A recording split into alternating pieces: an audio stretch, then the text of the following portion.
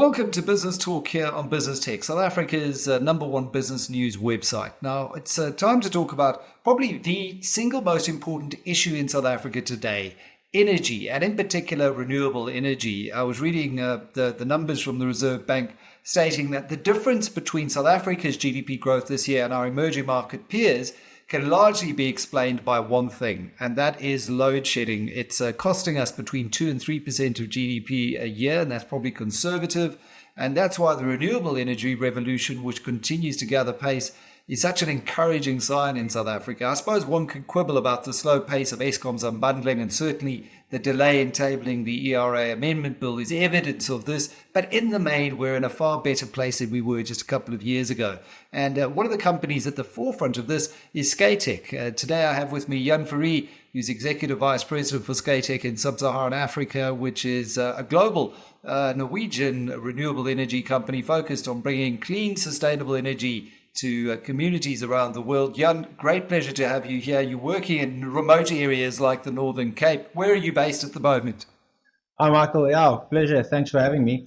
I'm based in Cape Town in South Africa, but as you mentioned, our projects are kind of spread out across Africa and South Africa.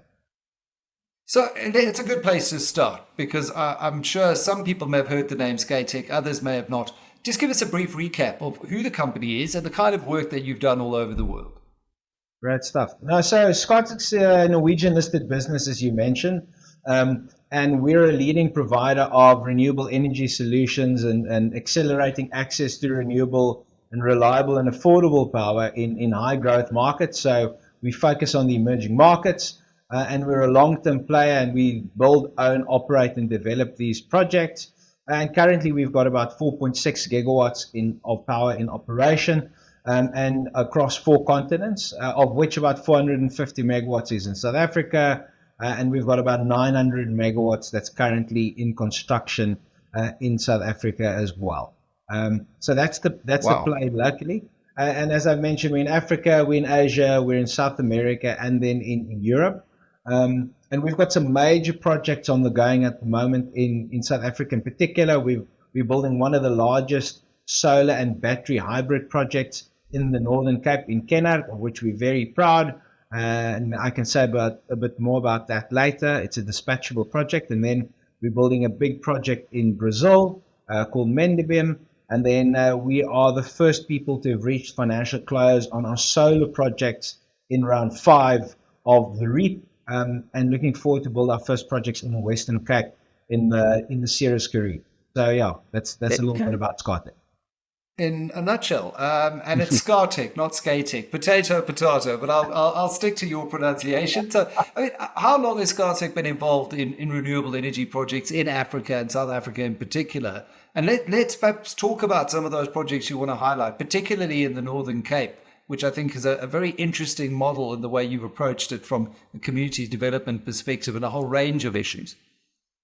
Yeah, so we've been in South Africa since 2010 when we entered the market the first time. And you'll remember it was just after the department released their white paper on energy that went from a feed-in tariff and ultimately ended up in the guise of REAP. We participated in the first round of REAP. And in fact, our solar PV project called Kalkbolt was the first utility scale project that was connected to the grid way back in 2012.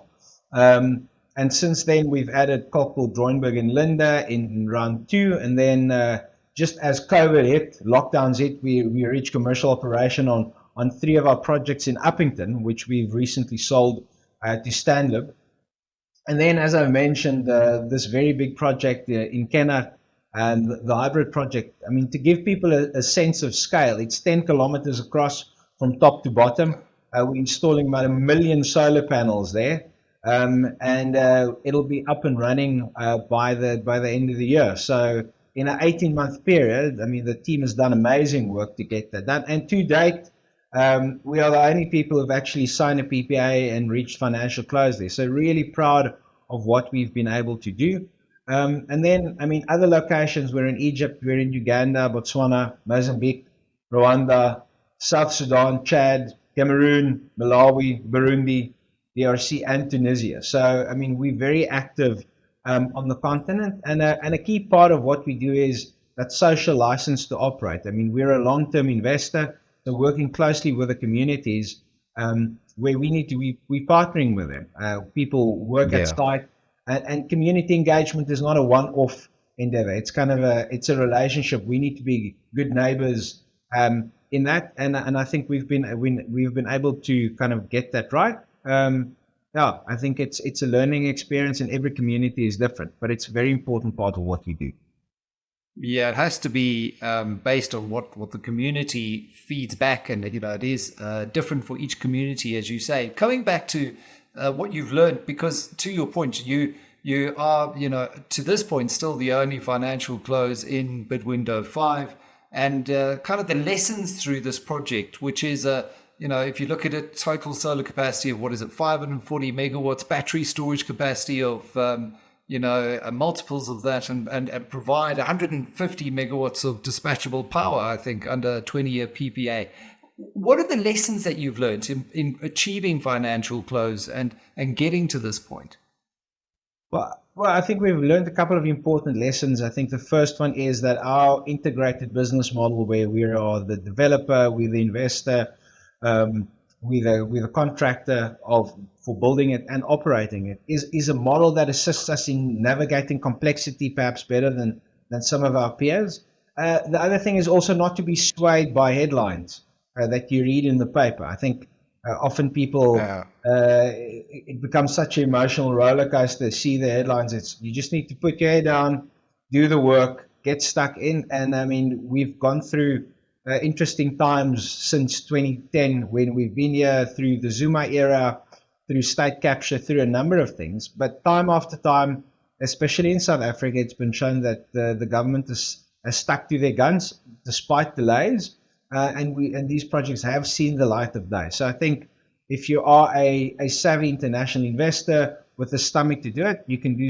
I mean, and you've got the appetite. The market's definitely there to do great projects because the commodity is in high demand, as you pointed out right at the start.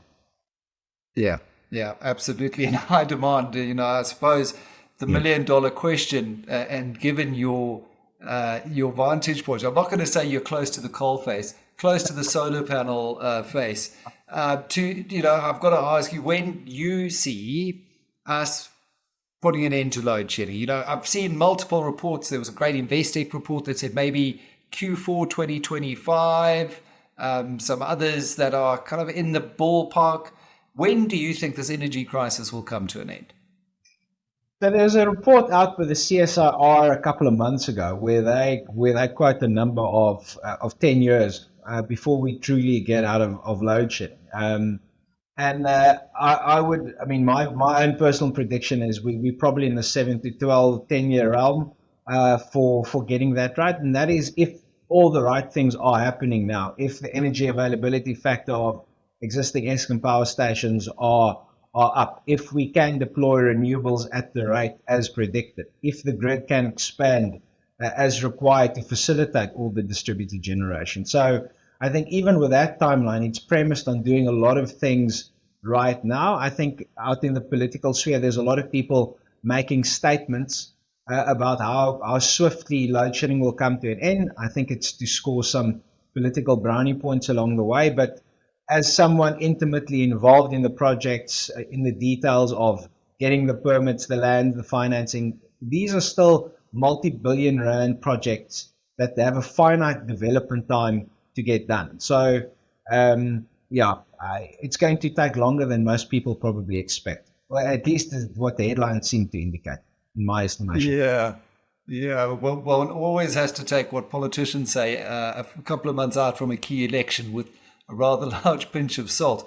But against this backdrop of when will it end, it's obviously worth acknowledging the South African spirit of kind of let's roll up our sleeves, let's find a solution. I'm reminded Bobby Godsall always used to say, as South Africans, we love walking to the edge of the abyss, like peering over and then pulling ourselves back. The president often refers to the nation's resilience. Do you feel this as well? Do you experience this, corporate players getting involved and finding their own ways of just fixing the load shedding problem, or at least finding ways to take themselves off the grid? No, exactly. I mean, to use a very personal example, my father's a retired dentist, and he's got solar and batteries at his house. So if if the retired dentist is busy with that, then people are really chiming in to get this done. And when speaking to corporate and industrial South Africa, I mean, this is on the forefront of all of their minds. They've gone through a big learning curve just in terms of getting their heads around how energy procurement works. As you said, South Africa is incredibly resilient, and people have found workarounds on many fronts. And I mean, we're having very positive conversations with corporate South Africa around how do we work together to find meaningful solutions to a joint problem. So I think where it was initially people just pointing fingers at government, now everyone is saying as well that might never come or take really long. We need to jointly solve this problem as a country, kind of public and private coming together to find meaningful solutions. And that comes down to things like wheeling and being able to say, right, we can build the power, just give us the ability to wheel that power to willing buyers. And then you can even start removing things like government guarantees, because then if someone doesn't pay, you can unplug them and you can wheel it to someone who will pay. And to your point, there's a demand there. What are the indicators that you're watching on South Africa's journey to reliable energy that show you whether or not real progress is being made? And what do these indicators tell you? What these indicators are telling us is, well, first, let me start there. I've been working in the energy sector for the last, call it, almost 15 years. And it's the first time where we're finally finding alignment from a policy front, from what Eskom is saying, from the different ministries, that people are now seeing the problem for what it is. People not pulling in different directions. I mean, there's not perfect alignment, but at least both on the political, technical, and on the capital front, the willingness of bank to fund projects, we're seeing kind of massive alignment there. And also, if you just look at the amount of corporates that is out procuring in the market, and then with the kind of the policies coming around that to support this procurement. For example, the removing of the 100 megawatt cap for private power generation is probably the biggest thing that's happened in the last decade or so in energy in the country. And that by itself was a kind of massively catalytic for solving the problem in South Africa. I think the next important step is now for government to follow through properly on the unbundling of Eskom, and then for the market mechanisms to be put in place so that we can, like the rest of the world, start looking at intraday, week ahead, these types of markets where you've got a proper energy market and not everything is just kind of PPA driven. Yeah, one would have hoped that almost in this ERA amendment bill process, we would have really had a vision of what that energy trading market would look like. But we've got to deal with what we've got. I think a lot of the reforms are being driven by ministries that are not necessarily the line ministries for energy. And I think here the Treasury Operation Vulindlela, whereas potentially some in the energy ministry seem very content on the status quo, just persisting. Someone asked me the other day, what has the minister achieved in his portfolio? I says probably quite a lot for his constituency, which is probably the coal, gas, and oil industry. But in conclusion, I mean, what does the next 12 to 18 months hold for Scatec in South Africa, given that backdrop, which it's a pragmatic, realistic backdrop, but one that is also encouraging, and for the continent as well? There's a lot of exciting stuff ahead for Scatec. There's the construction projects that we're finishing in the Northern Cape. We'll start with construction of our projects just outside of Ceres. But in addition to that, there's many engagement with corporate and private South Africa about winning projects that's taking a lot of our time and that we'll be putting a lot of effort into. Yeah, and in addition to that, there's a number of tenders coming up, both in the government and the private sector side. So, many exciting things. Hopefully, it's not just pushing paper around, but also the ability to put more electrons on the grid and indeed get the tills and the computers and the TVs up and running again, so that we can claw back on GDP and doing our bit to kind of grow the economy. Yeah, thank you very much for having me, Michael. Fantastic. That was Jan Fourie, Executive Vice President for Scatec in Sub-Saharan Africa, sharing a little bit more about what the company is doing with us here on Business Talk on Business Tech.